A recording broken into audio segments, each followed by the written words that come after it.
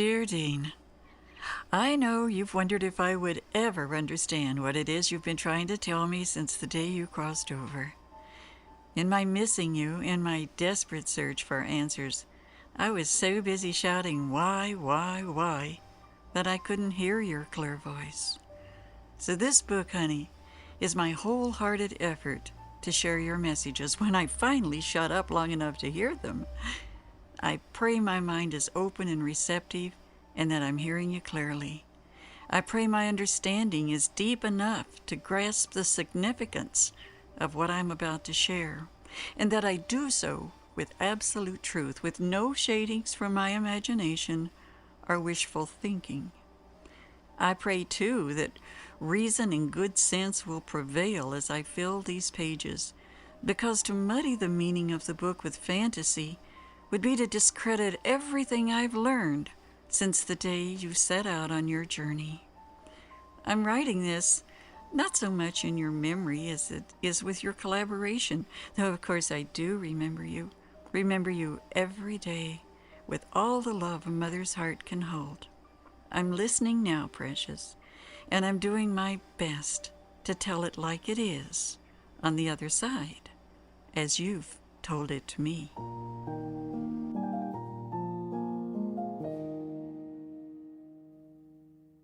I've started this book many times over the years, but each time I stopped before I even completed the first chapter. The truth is, I was afraid to tackle it. When I asked myself why, I knew the answer, but I hated to admit it. I didn't want to be labeled a kook. All right, there, I said it. I don't go to seances. I don't read paranormal magazines. I believe there are ghosts among us, but I don't care to read ghost stories.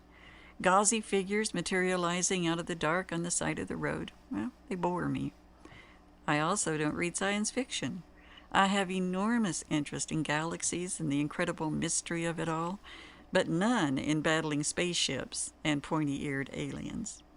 I think it's only logical to accept that we're not the only intelligent life among trillions of planets. So there's no one on the few closest to us. So what? Have you never seen a block with 7 empty houses on it? It doesn't mean nobody lives in the city. When my son died, I was torn every way a human can be torn, despite the fact that I believe, no, I'm certain, that life goes on with hardly an interruption on the other side. Knowing that did little or nothing to ease the pain. But then unusual things began to happen. And one day, it all came together. Sentimental Journey was the name of a Sunday afternoon radio program I hosted when I lived in Florida not so long ago. One of my guests, Bill Guggenheim, and his former wife, Judy, had written a book, Hello from Heaven, that was 7 years in the making. Over lunch after the show, Bill told me that initially he had been skeptical about life after life. Judy, however, was insistent that in order to write the kind of book she envisioned, they interview everyone they could find who had communicated with a deceased loved one without the aid of a psychic or seance. Well, after that lunch, I never saw or heard from Bill again. Yet, 8 years later, his and Judy's book would play a critical role in the healing of a man so deep into the pain of losing his son that he was nearly suicidal. And I would be the one chosen to deliver a message that would cause him to look at the entire experience in a new and positive light. But let me start at what I think may be a beginning for this telling of Dean's tale. Up until I was 13 years old, my parents traveled a great deal. Daddy liked to drive while it was still cool, so by sunup we'd be well on our way to wherever it was we were going. When I was little more than a toddler, I'd fill the back seat with storybooks and crayons in preparation for our journey. Mama would make me a bed, up on that shelf under the rear window. And it was really wonderful to snuggle into a fresh-scented sheet and cuddle into soft blankets and look up at the purpling sky. The air still smelled of night, and it still hinted of cricket clicks and stillness. Well, as we drove along, Daddy would whistle. Isn't it funny how people used to whistle? Wonder why they don't anymore. Anyway, going across the miles, I'd stare at the heavens, at the brightest star lost itself in an island of lavender that soon smudged into pinks and shades of orange. My first clear memories are of times when I must have been no more than maybe 3 or 4. I can still feel how my throat clogged with tears as I kept choking them back. The sky was so beautiful. I felt something that I wouldn't be able to name for many years to come. I know now that it was homesickness. I'd whisper so my parents couldn't hear, "Why can't I be with you?" Odd that I never questioned who you might be. I didn't realize at the time that it was God. I just knew it was you, and I missed you terribly. When I outgrew the back ledge of the car, I graduated to a bed made up in the back seat. But I could still see up through the rear window. I still marveled at the breaking of dawn, and my heart continued to ache with longing. There was no one I could talk to about it. It didn't even cross my mind to discuss it with anyone. I really had no questions. I was comfortable in my aloneness. But I can remember Mother turning in the passenger seat and seeing my tears groan to my father, "Oh, my Lord, lass, she's back there squalling again. I don't know what in the world is wrong with that child." But her comments never bothered me. I didn't know her all that well, and neither of us ever took the time or trouble to know one another any better. As for my dad, well, he'd glance into the rearview mirror and he'd give me a knowing grin, and he'd wink. Then he'd go back to his lovely whistling. I remember in particular when we stayed the night in a motel across from a southern beach. I crept out of bed around dawn and hurried across a deserted 2-lane highway to a seawall. I must have been about 5. And a storm was brewing. The sky was gray and filled with churning clouds, and a gale whipped across the sawgrass and sand dunes. Well, I saw an opening in the wall, and I slipped behind it to sit on stone steps that led down into the Atlantic. I huddled on that top step, and I was shivering in the delicious salt sprays, and I just wanted to stay there forever. Then I heard my mother's voice calling me over the sound of the wind. Oh, so reluctantly I got to my feet and went to her. Well, she grabbed me around the shoulders and hustled my little buns back across the road to the motel, and there the memory ends. Looking back, I'm amazed the water didn't pull me into the ocean, but I was never afraid. And I never gave it a thought. I felt protected, as if I were wrapped in loving, invisible arms. And that feeling has stayed with me throughout my life. I didn't attend Sunday school, and my parents never went to church. I think, looking back on them, that they were probably good people, if I can be sure what good means. Nobody hit me. Nobody yelled at me or at each other. Nobody even really talked to me very much, but that was fine. They did, however, seem to care for each other to an extraordinary degree. Nancy and Ronald Reagan would remind me of them years later. I adored the man I call Daddy. He had the best smile in the world. But I was mainly alone, happily alone. And religion or no religion, I knew there was a God, even if I didn't know his name. My question now is, how'd I know? We lived in Tampa for a time, where my favorite Grandmother Dealamater, lived with Grandpa in a lovely old home off Bayshore Boulevard. How I looked forward to going across that wide porch and through the front door and diving into a feather bed that was so high, or maybe Grandma was so small, that a 3-step stool was needed for her to climb into it. The front room had a sofa along the left wall where Mom and Grandma sat and talked. The feather bed was along the opposite wall, under a tall window. Now, at the foot of the bed, angled toward the sofa, was a rocking chair. And this is where Grandpa always sat, smoking his pipe, rocking gently, a twinkle in his dark eyes. He was fairly tall, mustached, and distinguished-looking, very regal. I don't recall him ever wearing anything but neatly pressed black trousers, white dress shirt, black bow tie, and a dark sweater. Well, occupied with the treasures inside Grandma's button box, every now and then from my place in the center of that wonderful feather bed, I'd glance at Grandpa, who'd give me a little nod. A smile would flicker at the corners of his mouth, but he never spoke. It was comforting just to know he was there. The bathroom in my grandparents' home had been added long after the house was built. It was in what had once been a broom closet on the back porch. To get there, I had to go through the kitchen, which was a small room with a tiny table for two along the left wall across the threshold from the living room sofa. One day, Grandma was preparing lunch at a sink. The little table had a tiny vase filled with fresh flowers in front of the one-place setting. Grandpa sat there, facing the door as I came through.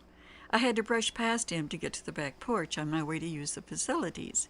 He glanced at me with that dear half-smile, and I lowered my eyes shyly. Now, why do I consider these rather mundane stories about my grandpa interesting? 58 years later, I'm in my Aunt Betty's California mountain cabin, and we're talking about our relatives. My grandma Dela Bader was actually my great-grandmother. She was Betty's grandmother. Somewhere in our conversation, I mentioned to Betty how much I love Grandpa, too, but that I could never remember having heard him speak. My aunt said, just as cool as you please, "Well, I guess not. He died years before you were born." What? Died? Now, let me tell you, this is not what you expect to hear 58 years after the fact. I was stunned. I simply couldn't comprehend what she was saying. I mean, what if you had a favorite teacher or a best friend in your childhood, one that certainly seemed to be as much flesh and blood as anybody else you knew, and you went through your entire life thinking that that someone as one of your best memories, only to learn that that teacher or best friend never existed. It's incredible, and I still have trouble with the notion Grandpa was never there.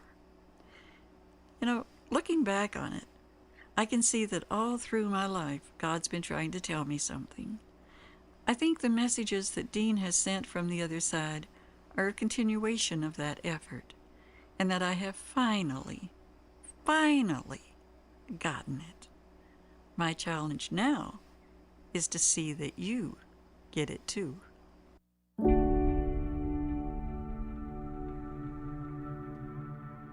In 1944, Dean was 28 years old, though I could never comprehend that he was over 19. Never too old to be told when he needed to brush his teeth or put on a better shirt. My kid, my friend, my darling Dino. When he died, I was with him. I whispered through my tears, "Go on, honey, run along. Go home to your real father. You were only on loan to me anyway. You were never mine. So soar, precious. I'll be along soon enough." And he went. But not before I sensed him standing in a tiny space between the hospital bed and the wall. His eyes were closed. The monitor gave out nothing but a flat line. I leaned to him. "I know they think you can't hear me, honey, but you and I know you've never heard me more clearly or understood me better.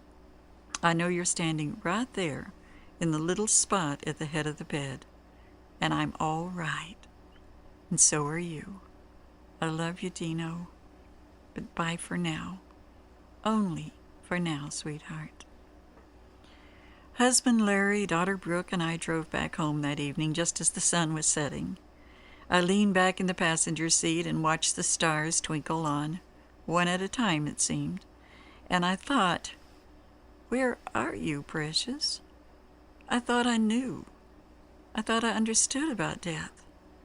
But now I wonder if it's only a hallmark concept designed to sell sympathy cards. Are you really flying among those stars? Are you here?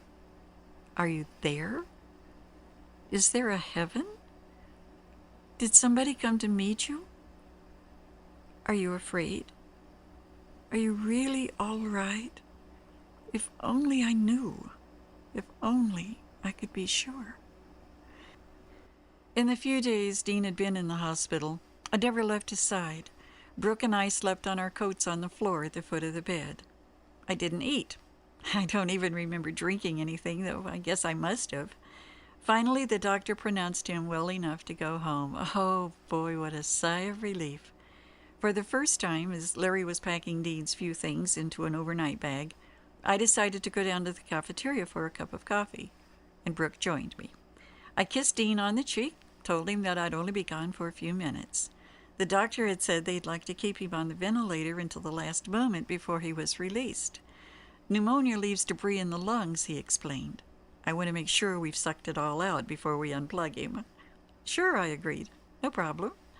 Dean nodded his consent and winked at me. I never thought about it until now. He winked at me the way Daddy used to wink at me.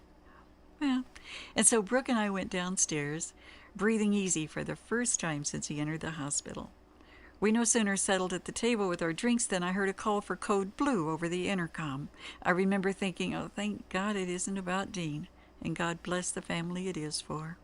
Well, about then a nurse came running into the room, and spotting us, she blurted out, "Hurry, Dean's leaving!" I jumped up and ran behind Brooke to the elevator, but nothing was making sense. Why would Dean leave without me? Larry had his things nearly all packed. Why would Dean just go? The elevator flew up on snail's wings. It took forever to get to the right floor. When the doors opened, I raced out, and I was met by yet another nurse who reached for my hand, pulled me along, saying breathlessly, "Hurry, hurry!" My goodness, all this to do over a grown man checking out of the hospital. My head was reeling, and my thoughts were a jumble. And then we were in ICU room 3. Nurses were gathered around the bed, and Bill, who operated the ventilator, was standing there looking confused and forlorn. Larry was white and stricken, and Dean was lying on the hospital bed, perfectly still. The room was absolutely hushed. Everyone moved aside so I could get to him. I leaned over to kiss his forehead. His hands were already turning a mottled blue. I covered them with a sheet as I whispered for him to run along. 2 hours later, we were driving away from the hospital. It was sunset, and there was no Dean on the planet anymore. He was here a while ago. Now he's gone. Where? If only I could know he wasn't alone, that he wasn't frightened, that he still was. That night at home, Larry explained to me that right after I left the room, Dean motioned for the yellow pad he'd been using to communicate since being put on the ventilator. Larry handed it to him. Dean wrote something, and then, as Larry told it, Dean glanced at him with the merriest twinkle in his eye, as if he had a terrific secret, Larry said. At that point, the ventilator bell began to ring, as it did whenever there was a problem. Bill or the nurse would often come running in, only to find it had simply malfunctioned. They'd hit the off button, and everything would be fine again. Dean sometimes reached over and clicked it off himself before the others could arrive. This time, though, Dean couldn't get it to turn off. Larry tried his hand at getting the bell to stop ringing, but he had no luck either. The nurse came in and hit the off button over and over to no avail. Then Bill arrived, but even he couldn't get the thing to shut off. When it did stop, it did so of its own accord. Everybody grinned at one another and shrugged. The nurse and Bill left. And that's when it happened. Larry said that Dean closed his eyes for a moment. When he opened them, he grinned broadly at Larry, wrote something else on the yellow pad, 2 words it turned out to be, and closed his eyes again. This time, forever. At first, Larry was too stunned to move. Then the ventilator bell sounded again. A nurse saw immediately that Dean was slipping away, and she ran down to get us. At the same time, another nurse and Bill were working with the ventilator, but of course it was too late. In the commotion and the aftermath of all that happened that day, Larry gave no more thought to the yellow pad, nor did I. Several days went by before I could bring myself to take his things from the overnight bag and a box the hospital had provided. Larry was downstairs reading the newspaper. I was upstairs in my art studio where, for some reason, I had chosen to go through Dean's belongings there. His slippers, deodorant, his comb with the fine blonde hair tangled in its teeth, a Kleenex box, a couple of stubby pencils, and the yellow pad. In the middle of the top page was the penciled word in Dean's writing, Angel. It was what he wrote first. Under that, the message he wrote after he closed his eyes and opened them again, Am eager. "Larry!" I screeched, reaching for the stairs. "Larry!" I slammed the pad under his nose, pointing to the 3 words written there, the last words Dean would leave on this earth. "Angel, am eager." "Is this the yellow pad you were talking about? Is this what he wrote?" I could hardly catch my breath. Larry studied the page for a moment, his eyes nearly overflowing. "My God," he said, his voice heavy with emotion. "The most important thing the kid ever wrote, and I didn't even read it." I bit back a smile. "It wasn't for you, honey. It was for me." I sank down in a chair, clutching the precious yellow pad to me. Dean had left me a note. He said, "It's okay, Mom. I'm not alone. Somebody came for me."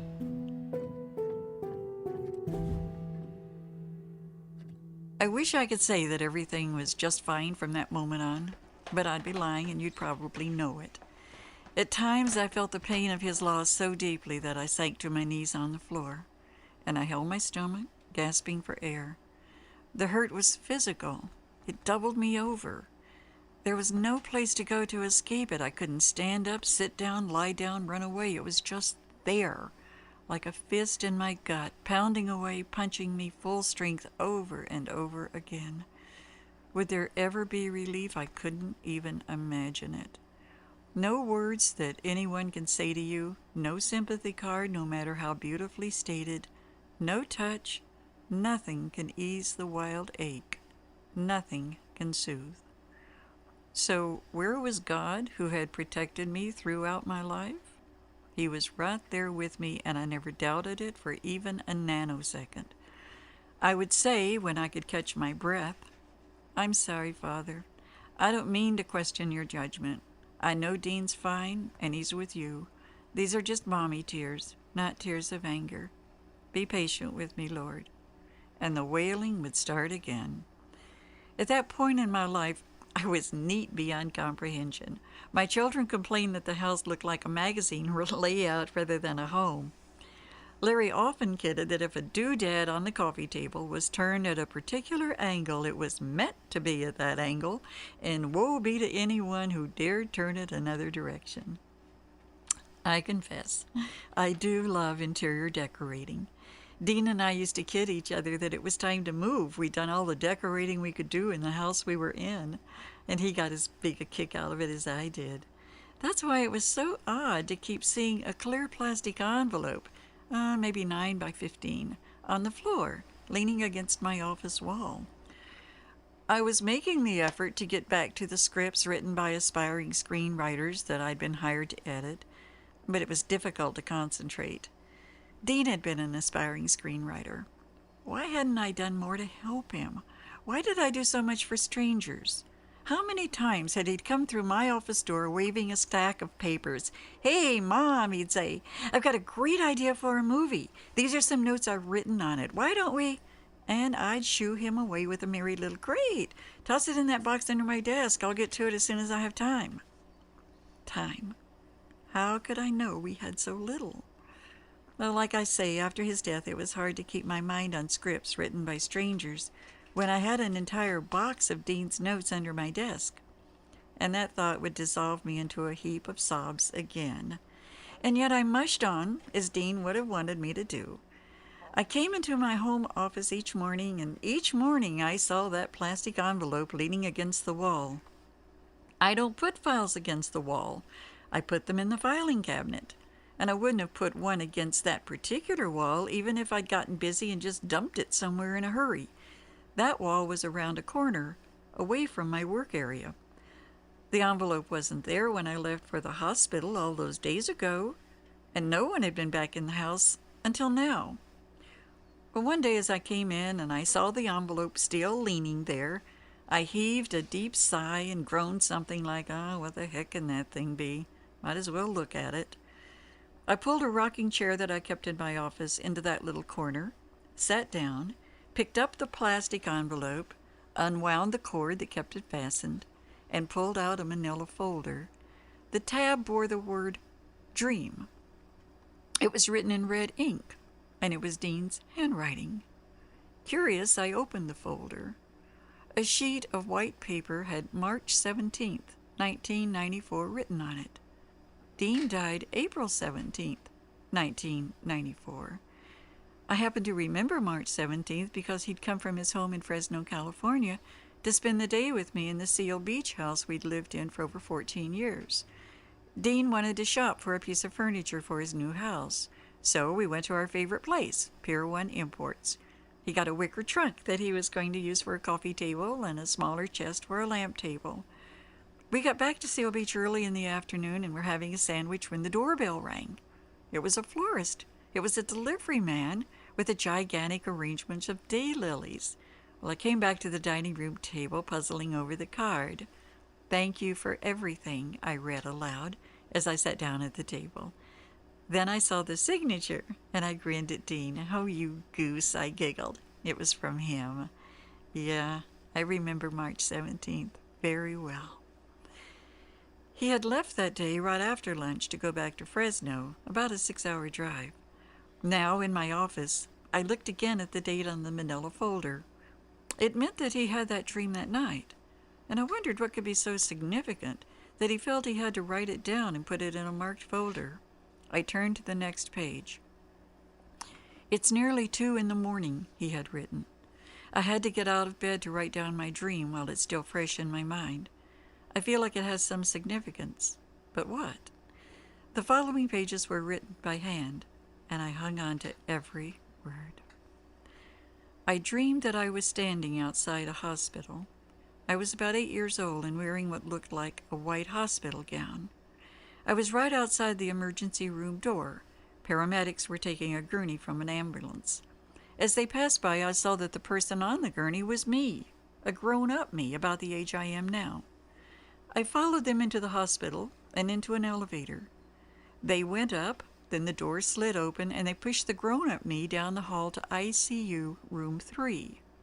Mom was standing in the hall crying. Larry had his arms around her. I was watching from the other side of the hall, but I knew she couldn't see me. That's when I realized an old man was sitting on a bench in the hall, sort of behind me. "Come here," the man said. I shook my head. "I can't talk to strangers," I told him. He crooked his finger. "It's all right. I have something I have to tell you." I went to him, and he pointed across the hall. "You see that rose there by your mother's feet? Bring it here." I walked over to where a rose was on the floor, and I picked it up, but the stem was broken. I took it back to the man. He took the rose and smiled at me, and then he disappeared. I glanced at the nurse's station where a doctor or an intern, a man in white, was going through files in a filing cabinet. I went to him and I said, "Excuse me, could you help me? My mother's awfully sad. Can you cure me?" I could see that he didn't know I was there, and I didn't know what to do. So I walked over to a nurse who was writing something at a desk, and I said the same thing to her, but she didn't see or hear me either. All of a sudden, bells began going off in ICU room 3.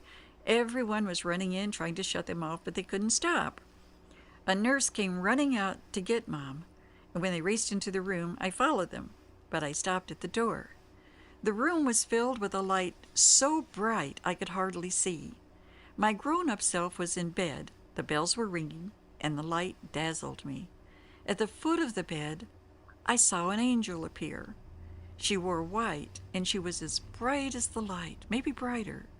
She was the most beautiful thing I had ever seen. She held out her hand, and she said to my grown-up self, "It's time, Dean." The grown Dean said, "What about Mom?" And the angel waited while the grown Dean wrote a note on a piece of paper. When the grown Dean finished, he went with the angel, and that was the end of the dream. I don't know what to think. It was so real. It wasn't like a dream. It was like I was really there. It was so strange. I had to get out of bed and write this down. I don't know why, but I feel like it's important. Hope I can get back to sleep, but I don't think I can. He dreamed ICU room 3, the room he died in 1 month later to the day. He dreamed about bells going off and no one being able to stop them.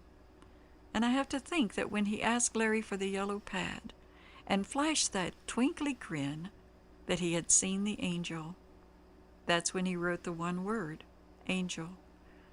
I think she said just what she told him in the dream, and I think he replied, "What about Mom?"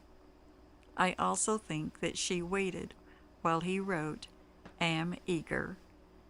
And when he finished the note to me, he went with her.